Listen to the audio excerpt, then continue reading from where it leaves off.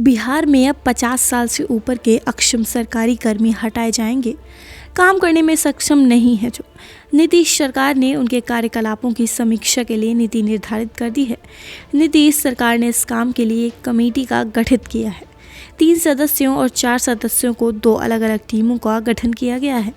अपर मुख्य सचिव और सचिव की अध्यक्षता में 2 समितियों का गठन किया गया है।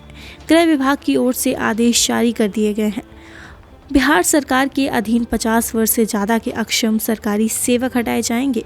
हर साल 2 दफ़े समीक्षा का काम होगा। नीतीश सरकार ने अपर मुख्य सचिव और सचिव की अध्यक्षता में 2 समितियों का गठन किया। अपर मुख्य सचिव की अध्यक्षता वाली कमेटी ने सचिव, विशेष सचिव और विभागीय मुख्य निगरानी पदाधिकारी को रखा गया है। इसके अलावा सचिव की अध्यक्षता वाली कमेटी में संयुक्त सचिव और अपर सचिव के अफसर को रखा गया। बताया जा रहा है कि इस समिति की अनुशंसा पर जून से जबरन रिटायरमेंट का ड्राइव शुरू हो जाएगा। गृह विभाग से शुरुआत के बाद अब अन्य विभागों में भी अगले महीने समिति बनने लगेगी।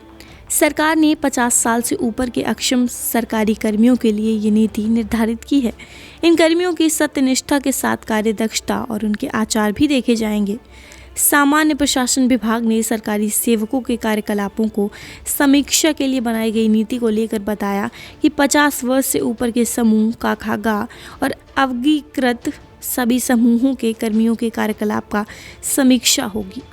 समिति कुछ खास बिंदुओं पर कर्मचारियों के कार्यकलापों की समीक्षा करेगी।